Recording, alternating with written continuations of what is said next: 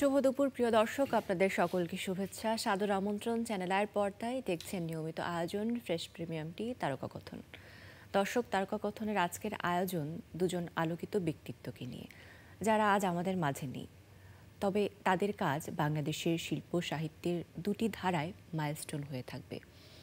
তাদের কাজ আমাদেরকে পথ দেখায়, তাদের আদর্শ এখনও আমাদেরকে অনুপ্রাণিত করে, উজ্জীবিত করে। প্রিয় দর্শক, আজ 18ই আগস্ট নাট্যাচার্য সেলিম আল দীনের আজ জন্মবার্ষিকী। পাশাপাশি বাংলাদেশের প্রথম পেশাদার মহিলা আলোকচিত্রী সাইদা খানমের আজ মৃত্যুবার্ষিকী। দুজনের প্রতি চ্যানেল আয়ের গভীর শ্রদ্ধাঞ্জলি জানাই আজকের তারকা কথন আয়োজন তাদেরকে ঘিরে, তাদেরকে কেন্দ্র করে। এবং এই দুজন মহান ব্যক্তিত্বকে নিয়ে বলবার জন্য যে দুজন মানুষ আছে, তারা আসলে তাদেরকে এত কাছ থেকে দেখেছেন বা তাদের সম্পর্কে আমাদেরকে এতটা আলোকিত করতে পারবেন, সেজন্য আমাদের আয়োজন বোধ করি আজ সমৃদ্ধ। চলুন শুরুতে যারা অতিথি হিসেবে আছেন তাদের সাথে পরিচয় করাই। আমাদের সাথে আছেন লেখক মাসুম রেজা, শুভেচ্ছা আপনাকে। এবং আমাদের সাথে আছেন docu film maker Shamim Akhtar, শুভেচ্ছা আপনাকে। এছাড়াও আসলে আপনাদের দুজনেরই বহুমুখী কর্মকাণ্ড আছে, বহুমুখী কাজের সাথে আপনারা যুক্ত আছেন, সেই পরিচয়গুলো তো রয়েছেই। আমরা কিছুক্ষণ আগে যখন চ্যানেল আয়ের পর্দায় চোখ রাখছিলাম, তখনই আসলে দেখছিলাম যে একটি ডকুমেন্টারি সাইদা খানমকে নিয়ে, যিনি আজকের আয়োজনের কেন্দ্রবিন্দু হয়ে থাকবেন। সেই সাথে আমাদের নাট্যাচার্য সেলিম আল দীন তো রয়েছেন। শুরুতে যদি আমি একটু মাসুম রেজার কাছে যাই, সেলিম আল দীন সম্পর্কে আপনি তার সান্নিধ্য পেয়েছেন, শুধু সান্নিধ্য পেয়েছেন বললে ভুল হবে, তার একমাত্র যদি বলি যে একজন কাছের শিষ্য তিনি আপনি। এবং সবসময় আপনার কথায় আপনি বলে থাকেন যে আপনার শিল্প ভাবনার মূল হচ্ছে আসলে শিল্পী, গুরু তিনি। সেই জায়গা থেকে আজকের দিনে তাকে কিভাবে স্মরণ করছেন? আসলে সেলিম আল দীন আমাদের বা আমার প্রিয় সেলিম ভাই, তাকে আমি শিল্প ভাবনার গুরু বলি। যখন আমি শিল্প ভাবনার কথাটা বলি, তখন যে শিল্প আমি চর্চা করি, সেই শিল্পের ভাবনাটা যে প্রক্রিয়াতে আসে, সেই প্রক্রিয়াটি যিনি আমাকে শিখিয়েছেন বা অনুপ্রাণিত করেছেন, তিনি কিন্তু সেলিম আল দীন। সেলিম আল দীন একটা জীবন্ত বললে যা বোঝায় তার চাইতেও বেশি একটি চলন্ত আমি মনে করি অভিজ্ঞতা, যা আমরা বারবার তার পাশে থেকে অর্জন করি বা করেছি, আমি এখনও করি। কারণ আমি যখন লিখি, লেখার সময় আমার একটি সংলাপ সত্যিকার অর্থে সেটি তিনি অনুমোদন করেন কিনা যে আচ্ছা ঠিক আছে এটা হতে পারে, সেইটা কিন্তু আমি সবসময় মেলানোর চেষ্টা করি। কারণ সেলিম ভাই যখন প্রথম আমার সাথে সেলিম ভাইয়ের সেই যোগাযোগগুলো হচ্ছে, তখন কিন্তু আমি যখন গল্প শোনাতে চেয়েছি, মানে লেখকদের তো এরকম একটা থাকে যে একটা গল্প মাথায় আসলে সেটা একটু শোনালাম, তো তিনি আমাকে খুব দিয়ে বললেন, অভয় দিলেন, কিন্তু তার সাথে শর্ত জুড়ে দিয়ে অভয়, যে তুই আমাকে সেই গল্পটিই বলবি যেটি আমাকে শোনানোর মতন। এখন আমি কিভাবে বুঝবো যে তাকে শোনানোর মতন গল্প এটা হতে পারে কিনা? বলে এক ধরনের এই শর্ত কিন্তু আমাকে অনেকখানি এমন একটা পর্যায়ে নিয়ে গেছে যে আসলেই এটা সেলিম ভাইকে শোনানোর মতন গল্প। সেই সাহসটা আমার ভিতরে যে জন্মিয়েছে, সেটা কিন্তু ওই এক শর্তযুক্ত অভয়ের ভেতরেই ছিল। সেলিম ভাইয়ের সাথে হাঁটতে হাঁটতেও অনেক কিছু জানা যায়। যেমন উনি জিজ্ঞেস করে ফেলেন, খুব সবসময় জিজ্ঞেস করে ফেলেন যে এই সাবলিমিটি বলে তোরা কিছু শুনেছিস? আমরা তো তখন সাবলিমিটি নিয়ে আমাদের কোনো ধারণা নেই। বলে একটা লেখা লিখবি, এর জন্য তোর সাবলিমিটি সম্পর্কে তোর ধারণা থাকবে না, তুই কেমনে লিখবি এইভাবে? হ্যাঁ, যা আমার তখন একটা খুবই, আমি তখন লিখছি, আরও চরিতামিত নাটকটা লিখছি, একটা দৃশ্য আছে খুবই হাসি খুশি, এরকম একটা দৃশ্য, মানে সে আনন্দ করছে আরজ আলী মাতুব্বর, আর তার মায়ের মৃত্যু সংবাদটা আসে। তো এমন একটা দৃশ্য থেকে এমন একটা দৃশ্যের রূপান্তর, এটা দর্শকের হোঁচট খাওয়ার সম্ভাবনা থাকে, মানে দর্শকের মেনে নেওয়া বা আত্মস্থ করার একটা সমস্যা হতে পারে। তার মাঝখানে একটা সিঁড়ি তৈরি করে দিয়ে তারপরে যদি আমি ওই দৃশ্যটাতে যাই, তাহলে খুব অনায়াস গমন হয় দর্শকের দ্বারা। এই যে ক্ষুদ্র ক্ষুদ্র বিষয়গুলোকে তিনি আমাদের সাথে আলোচনা করতেন। এই জন্য আমি বলি চলন্ত, উনি কিন্তু আমাদের সাথে চলতে আর উনি খুব হাঁটাহাঁটি করতেন, সবাই আমরা জানি।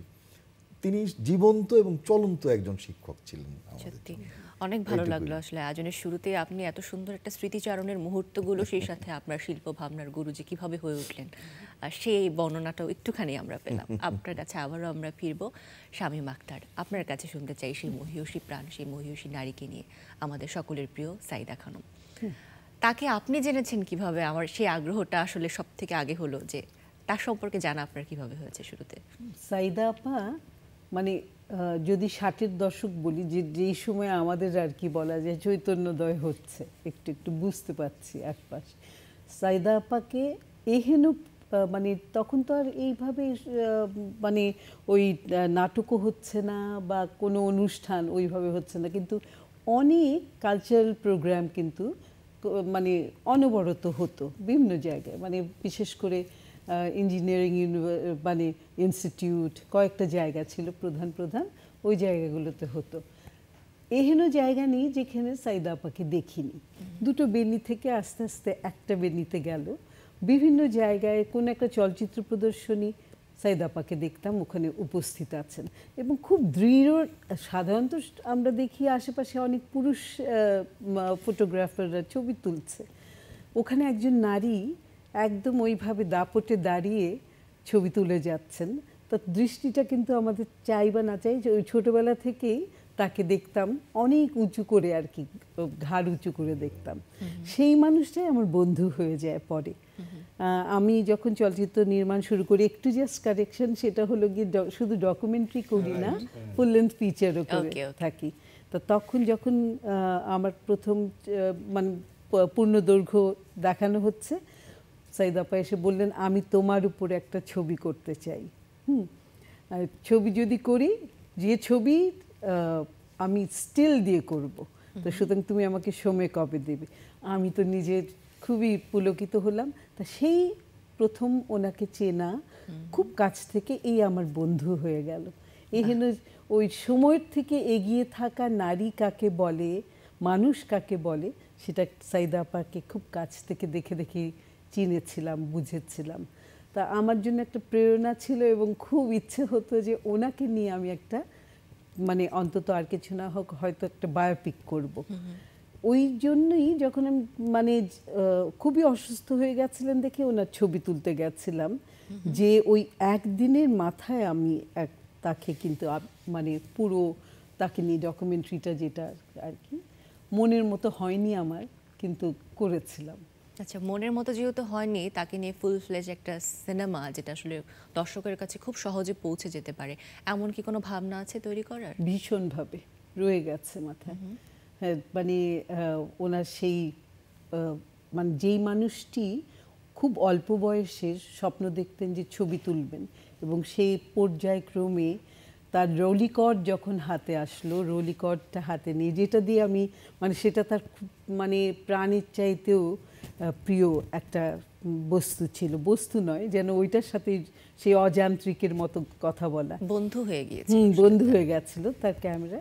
তা আমার ওইটাকেই ধারণ করেছিলাম মনের মধ্যে, যে আমি তার এই যাত্রা, অভিযাত্রা, মানে প্রথমেই তাকে, যেটা হলো গিয়ে তখন তো আর একজন নারীকে সহজে গ্রহণ করা হতো না, যে একজন ফটোগ্রাফির সঙ্গে যুক্ত, হ্যাঁ, কীভাবে তিনি হয়ে উঠলেন এবং সুযোগটা পেয়েছিলেন বেগমের কারণে। আমরা বেগমকে স্মরণ করি না, নূরজাহান বেগমকেও আমরা হয়তো স্মরণ করি না, কিন্তু এরা সব সেই সময়কার যারা আর কি এই মানুষগুলোকে চলতে সাহায্য করেছেন, সহযোগিতা করেছে।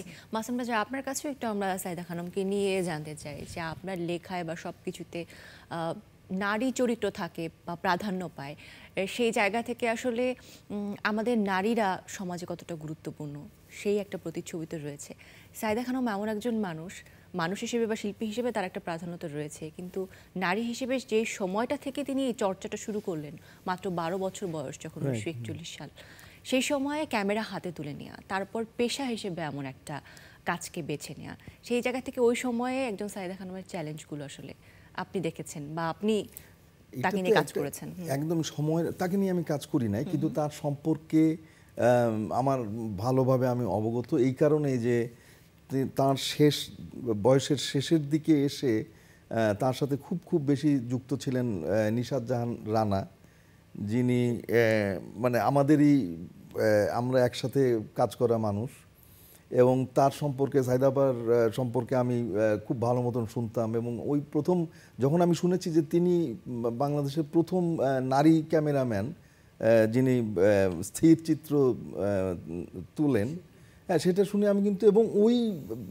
একটা সময়ের দিকে, সেটা বোধহয় 60-এর দশকেরও আগে, 50-এর দশকের শেষের দিকে, এইরকম একটা মানুষ আমাদের বাংলাদেশে তখন কিন্তু আমার বেগম রোকেয়া অথবা নুরজাহানের কথা বললেন, নুরজাহান বেগম, এদের কথা মনে এসেছে। কিন্তু উনি তো ওই লেভেলের একজন মানুষ যারা নারী অগ্রাধিকার বা নারী অধিকার, আমি বলবো নারীদেরকে এগিয়ে রাখার জন্যে যারা কাজ করেছে না, হ্যাঁ, তারা পথিকৃত বলে আমি মনে করি।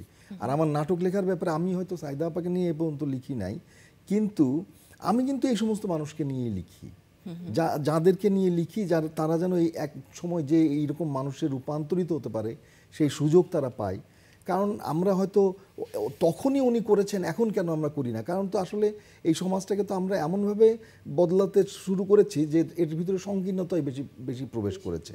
সেটা নিয়ে আমি কোনো কথা বলবো না, কিন্তু সেই সংকীর্ণতাকে আবারও অবারিত করার জন্যে আমাদের বোধহয় সময় এসেছে, এবং আমাদের বোধহয় লেখালেখি করতে হবে। এবং নারীকে নারী বলে আলাদা করে দেখারও আমি মনে করি না কোনো কারণ আছে, কারণ তারাও যদি বলি যোগ্যতায়, যদি বলি কর্মে, কোনো দিক থেকে তারা কিন্তু এই মানুষ সমাজের কোনো আলাদা একটা শ্রেণী নয়। সেটাকে আমি সবসময় সব জায়গায় দেখার চেষ্টা করি এইভাবেই।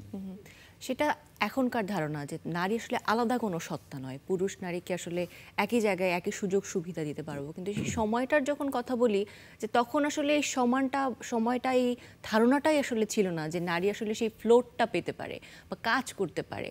ইভেন শিক্ষাগত যোগ্যতা অর্জনের জন্য তাদেরকে আসলে ওই অগ্রাধিকারটা দেয়া হতো না কখনোই। সেই জায়গা থেকে একজন সেলিম আল দীন এবং সাইদা খানম দুজনে আসলে সময়ের থেকে এগিয়ে অনেকটা ভেবেছেন। সেলিম আল দীন জাহাঙ্গীরনগর বিশ্ববিদ্যালয়ের মতো নাট্যকলা একটি বিভাগে আসলে তিনি শুরু করেছেন, যা এখন পর্যন্ত বাংলা নাটকের বলি বা অভিনয় জগতে বলি একটা টার্নিং পয়েন্ট হয়ে রয়েছে, বাংলা নাটকের একজন দিকপাল। শিক্ষক সেলিম আল দীন আপনার জন্য কেমন ছিল একটু শুনতে চাই। শিক্ষক সেলিম আল দীন, আমি বললাম তো, আমি আমার সাথে সেলিম ভাইয়ের যেটুকু সেটুকু আমার তো তার শিক্ষকতাটাকেই আমি গ্রহণ করছি। আমি তার সরাসরি ছাত্র নই, কিন্তু তার যে ছাত্ররা তাকে যেইভাবে গ্রহণ করেছেন এবং তার প্রতি যে দৃষ্টিভঙ্গিতে তারা দেখেন, আমি মনে করি যে বাংলাদেশের প্রায় নাই পরিমাণ শিক্ষক সেলিম ভাইয়ের মতন বা সেলিম আল দীনের মতন এরকম জায়গায় আছেন, যে একজন শিক্ষকের যে প্রভাব তার ছাত্রদের উপরে, তা অসাধারণ। ধরেন কোনো ছাত্র, তার কোনো ছাত্র একটি দল, নাটকের দল পরিচালনা করছেন তার নামে, তাকে স্মরণ করে, তার সমস্ত জন্মদিন, মৃত্যুদিন, তার সমস্ত আনুষ্ঠানিক পার্বণ, সমস্ত কিছুকে মেনে একটি দল পরিচালিত হচ্ছে। অথবা ধরা যাক ঢাকা থিয়েটারের মতন একটা দল, তারা কিন্তু শুধুমাত্র সেলিম আল দীনের নাটক করেছেন, এবং ঢাকা থিয়েটারে অসংখ্য মানুষ তার বিশ্ববিদ্যালয়ের অথবা তার বিভাগের ছাত্র, এবং তার বিভাগে এখন যারা শিক্ষক তারাও কিন্তু সেলিম ভাইয়ের ছাত্র, এবং তারাও মানে ওই সেলিম ভাইকে সেলিম স্যার হিসাবেই জানেন, এবং তারাও সেই ভক্তি দিয়েই সেলিম ভাইয়ের দিকে দেখেন। সব মিলিয়ে আমি মনে করি যে প্রথম কথা হচ্ছে যে তিনি তো গ্রাউন্ড ব্রেকিং বলতে যেটাকে বোঝায়, যে তিনি নিজে বাংলা বিভাগে শিক্ষকতা করতেন, সেখান থেকে তিনি অনুভব করলেন যে একটা নাট্যকলা বিভাগ থাকা উচিত জাহাঙ্গীরনগর বিশ্ববিদ্যালয়ে, এবং তিনি নাট্যকলা বিভাগ ওখানে উদ্বোধন করলেন, এবং ওটাই এখনও ওই বিভাগের নাম নাট্যকলা বিভাগ। কিন্তু আমরা পরবর্তীতে আরও অনেক জায়গায় বিভাগ দেখেছি, সেখানে নানান নামে নাট্যকলা বিভাগ এসেছে, কিন্তু এখনও নাট্যকলা নাট্যতত্ত্ব বিভাগ হিসেবেই সেলিম ভাইয়ের প্রতিষ্ঠিত সেই বিভাগটি, এবং সুপ্রতিষ্ঠিত আমি বলবো, এবং তার অধ্যাপনা এবং শিক্ষকতাতেই এটা সম্ভব হয়েছে। সত্যি তাই, এবং যেটি বললেন যে একটা পরম্পরার মতো আসলে সেই জাহাঙ্গীরনগর বিশ্ববিদ্যালয় বলি বা নাটকের বিভিন্ন শাখায় থিয়েটার গ্রুপগুলো আসলে গুরু হিসেবে তাকে যেভাবে পেয়েছেন সেটা আসলে চর্চা করে আসছেন তার পরবর্তী প্রজন্মের জন্য, সেই জায়গা থেকে এখন তাদের কাজগুলো, আমি সেলিম আল দীনকে বলি বা একজন সাইদা খানমকে বলি, তাদের কাজগুলো এই প্রজন্মের কাছে আরও বেশি পরিচিত করার জন্য বা তাদের সামনে তুলে ধরার জন্য যতটুকু প্রয়াস দরকার সেটা কি আমাদের আছে বলে আপনার মনে হয়? না, আমি যেটা মনে করি, দেখেন আমরা যখন বলি যে তাকে তুলে ধরা, তাকে নিয়ে চর্চা ইত্যাদি যখন বলি, তখন আমরা যা মিন করি যে তার লেখা নাটকগুলো মঞ্চে বেশি বেশি করে আনতে হবে, কিন্তু বাংলাদেশি বাস্তবতায় কারোর নাটক বেশি বেশি করে মঞ্চে আনা সেটি সম্ভব নয়। এক ঢাকার জায়গায় যদি আমি ধরি, ঢাকাতে আপনি শিল্পকলাতে একদিন বা দুদিন পাবেন, হল বুকিং পাবেন, মহিলা সমিতিতে পাবেন। ফলে একটি দল একটা শহরে একজনের নাটক এক মাসে একটাই করতে পারে। ফলে বেশি বেশি করার ব্যাপারটা আমি মনে করি যে এই জায়গাটা সম্ভবই না। কিন্তু আমি যদি থিয়েটারটা ঠিক মতন করতে পারি, তার শেখানো থিয়েটারটা যদি আমি করতে পারি, তার কি বলবো যে ভাবনা, সেই ভাবনা দ্বারা গঠিত থিয়েটার যদি আমি করতে পারি, তাহলেই কিন্তু তাকে স্মরণ করা হবে এবং তাহলেই তাকে কিন্তু মানুষের সামনে নিয়ে যাওয়া হবে। আমরা এই জায়গাটাকে যেন মনে করি, ঠিক আছে? যেমন দেখেন, বা পৃথিবীতে এই যে লিটারেরি মুভমেন্ট বলে একটা বিষয় আছে, নানান সময়, যেমন রোমান্টিসিজম থেকে শুরু হয়েছে, ন্যাচারালিজম, তারপর রিয়েলিজম, নানান কিছু হয়েছে, এখন ম্যাজিক রিয়েলিজম। আমরা বাঙালি রাইটাররা কিন্তু এই ভাবনার জনরা যেটাকে বলি, এই ভাবনার কোনো জায়গায় থেকেই নাটক বা আমাদের সাহিত্য রচনা করি না। কিন্তু সেলিম ভাই নিয়ে এটা ভেবেছেন, তিনি তার শেষের দিকে যেই নাটকগুলো রচনা করেছিলেন, তার ভাবনা এসেছিল, এটিকে তিনি বলেছিলেন ফর রিয়েলিজম, সম্মুখ বাস্তবতা। ফলে তিনি একটা জনরাকেও ক্রিয়েট করার চেষ্টা করেছেন। কিন্তু উনি এই লেভেলের, এখন যদি আমরা তার জনরাকে ধারণ করি এবং তার এই লিটারেরি মুভমেন্টের এই সম্মুখ বাস্তবতাকে ধারণ করে যদি নাটক লিখি, তাহলে আমি মনে করি তাকে বেশি বেশি চর্চা করা হবে। এটা আমার মত। সাইদা খানমের ক্ষেত্রেও আসলে সেই কথাটাই উঠে আসে যে তাকে আসলে পরিচিত করার জন্য বা তার কাজগুলো আর্কাইভ করার জন্য, আরো বেশি বেশি করে মানুষের সামনে নিয়ে আসার জন্য বর্তমান প্রজন্ম কতটুকু সরব।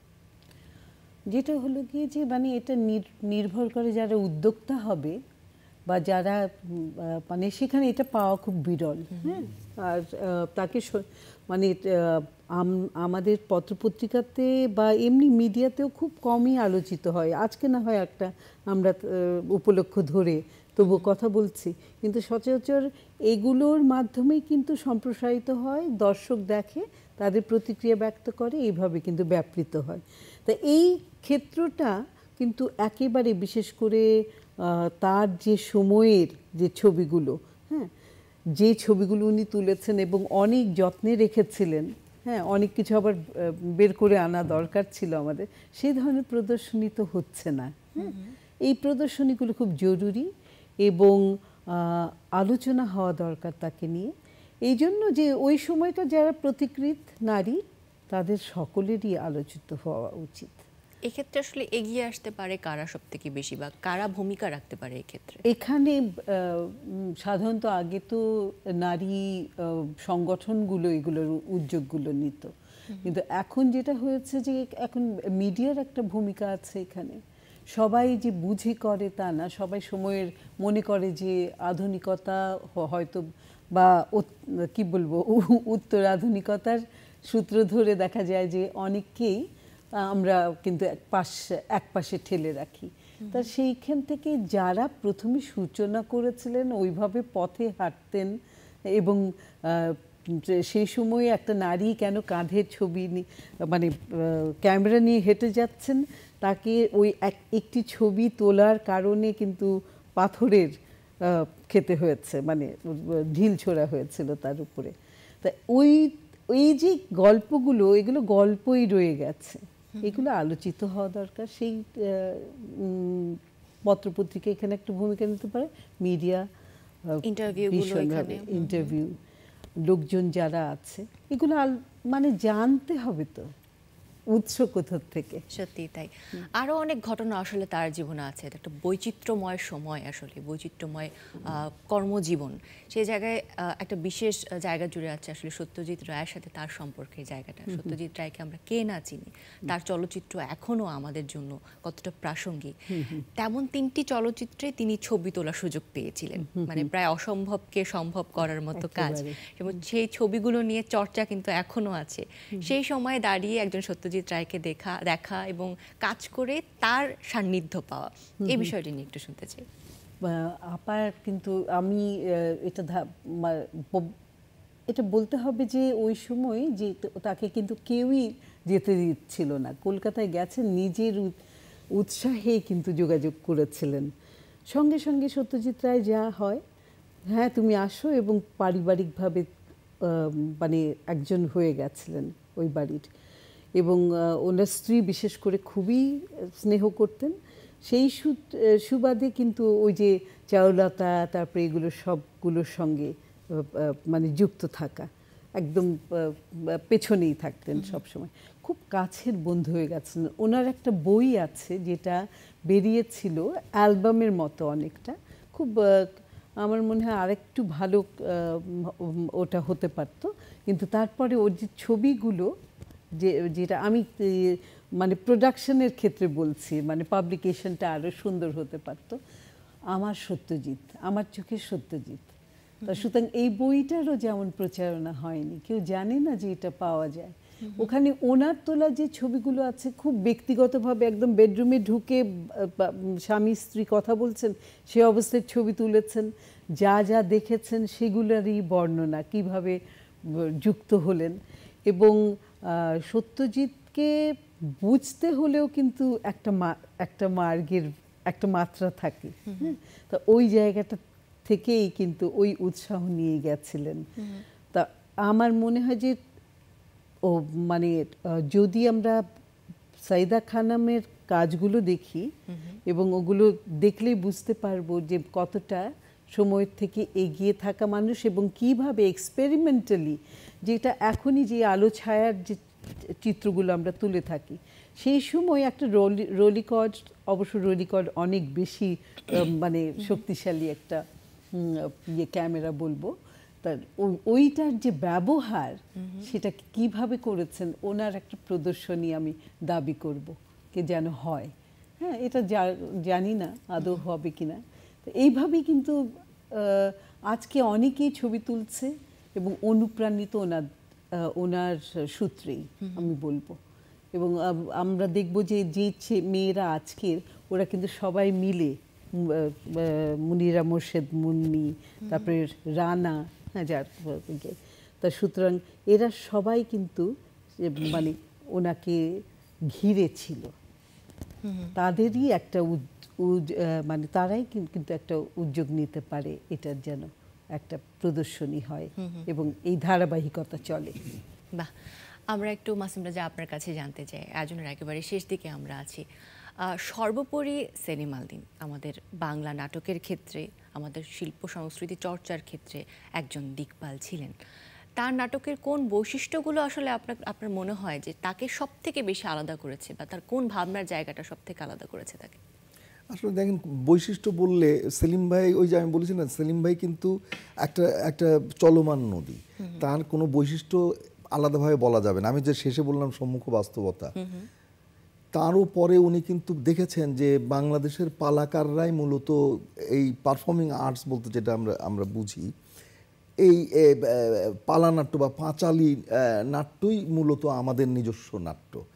ফলে তিনি পাঁচালীর 5টা অঙ্গ দিয়ে কিভাবে পাঁচালী হয়ে ওঠে, পাঁচালী এবং কি বলবো তার পারফরমেন্সটা কিভাবে হতো, এইটা তিনি অনেক আগেই গবেষণা করেছেন, কিন্তু শেষের দিকে এসে তিনি এই পর্যায়ে তিনি পালার কথা বলেছেন, তিনি পাঁচালীর কথা বলেছেন, তিনি এই যে সম্মুখ বাস্তবতার কথা বলেছেন, তার আগে কথা নাটকের কথা বলেছেন, তার আগে তিনি বর্ণনাত্মক নাটকের কথা বলেছেন, তার আগে তার নিজস্ব নাটকের যতগুলো নাটক, তার 3টা ভাগ আছে। একটা অনুসন্ধানী পর্ব, তিনি অনুসন্ধান করেছেন। অনুসন্ধানটা কি ছিল যে আমাদের শেকড়টা কি, বাংলা শিল্প সাহিত্যের শেকড়টা কোথায়, একটা জাতীয় কি বলবো যে নাট্যধারা সেইটা তৈরি করা, এইগুলোতে তিনি যুক্ত ছিলেন। অর্থাৎ তিনি সকল সময়েই কিন্তু একজন অনুসন্ধানী মানুষ ছিলেন এবং তিনি মূলত প্রতিষ্ঠা করতে চেয়েছেন আমাদের জাতীয় নাট্যধারা, জাতীয় শিল্পধারা। তিনি এর অনুসন্ধানে ছিলেন এবং তিনি বিশ্বাস করতেন যে আমাদের এই শিল্প সাহিত্যের ইতিহাস হাজার বছরের ইতিহাস। হ্যাঁ, তো সবকিছু মিলায়ে তিনি এই অনুসন্ধান এবং এক এক সময় তিনি এক এক সিদ্ধান্তে উপনীত হয়েছেন এবং সেই সিদ্ধান্ত মেনে তিনি কিন্তু নাটক রচনা করেছেন। এজন্য আসলে আমরা তাকে বলি, ধারাকে আমি বলতে পারবো না যে এইটা সেলিম আল দীনের। এজন্য আসলে তাকে আমরা বলি একজন বহুমাত্রিক সেলিম আল দীন। রাইট। অনেক ধন্যবাদ আজকের আয়োজন। আমি জানি এই সময়সীমাটা তাদের মতো ব্যক্তিত্বকে ধারণ করা যায় না, তাদের আদর্শকেও ধারণ করার জন্য খুব কম সময়, তবু আপনারা আজকের দিনে এসেছেন, তাদেরকে আমরা স্মরণে শ্রদ্ধায় রেখেছি, এটি আমাদের বড় পাওয়া। ভালো থাকবেন অনেক, আগামীতে দেখা হবে। ধন্যবাদ। প্রিয় দর্শক, আজ আরও একটি বিশেষ দিন, চিত্রনায়ক ফারুকের আজ জন্মদিন। চ্যানেল আই পরিবারের পক্ষ থেকে তার প্রতি আমাদের শ্রদ্ধা এবং শুভেচ্ছা জানাচ্ছি আমরা। প্রিয় দর্শক, আজকের এই আয়োজন আমাদের শ্রদ্ধা নিবেদনের আয়োজন ছিল। যাদেরকে নিয়ে কথা বলেছি তারাও আমাদের আত্মার গভীরের মানুষ, তাদেরকে যেন আমরা ধারণ করতে পারি, অনুকরণ এবং অনুসরণ করতে পারি, সেই প্রত্যাশা রেখে আজকের আয়োজন থেকে বিদায় নিচ্ছি। ভালো থাকবেন।